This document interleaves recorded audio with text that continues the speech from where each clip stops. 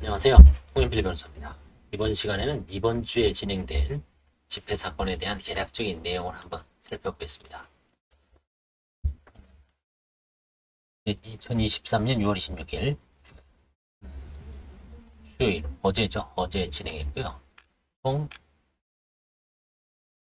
진행된 거는 이제 22건을 진행했습니다. 이제 신건이 20건이었고요. 속행 사건이 2건이 있습니다. 보시면 파산 폐지 면책됐죠. 폐지 면책됐습니다.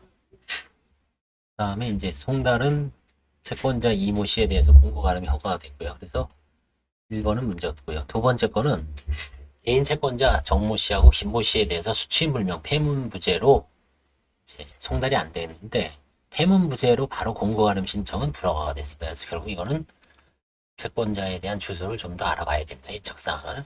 나머지 이제 쭉 면책됐고요. 그 다음에 이제 특이한 사건은 보험회사에서 의견서를 제출했습니다. 채권자 땡땡 신용정보의 원채권자는 우리다. 땡땡 생명으로 채권자를 수정을 요청했습니다. 그리고 이제 땡땡 대부에 대해서 수취인불명으로 채권자 목록에서 삭제를 해서 이 사건은 끝났습니다. 그 다음에 폐지 면책. 그 다음에 이제 하나는 개인 채권자가 형사 자기로 인해서 사기로 처벌받았다. 뭐 형사 피해액이 뭐 매덕 되더라고요. 그래서 그거는 이제 비면책입니다. 그래서 굳이 뭐 적지 않더라도 이 사람은 계속 이분이 채무자가 이제 면책됐지만 자기 권리는 계속 행사할 수 있습니다. 요즘 이런 사건이 많죠. 그 다음에 이제 속행 사건은 채권자 하나에 대해서 이미 청산된 청산법인 유동화 전문 회사였는데 뭐 이게 수취인불명으로 끝나니까 속행됐지만 다행히 이 채권자들이 법정에 출석해서 이 사건은 이제 끝났습니다. 그 다음에 폐지면책. 그 다음에 이제 이게 원래 215단독 사건이죠.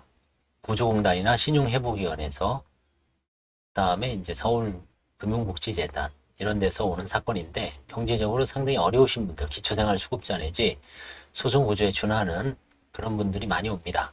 그래서 한가 사건이 웬만하면 없는데 여기 한 건 있었죠. 상속 지분을 아들에게 이전한 부분. 이제 그 부모님 중에 한 분이 돌아가시면서 재산을 좀 남겨놨어요. 주택을.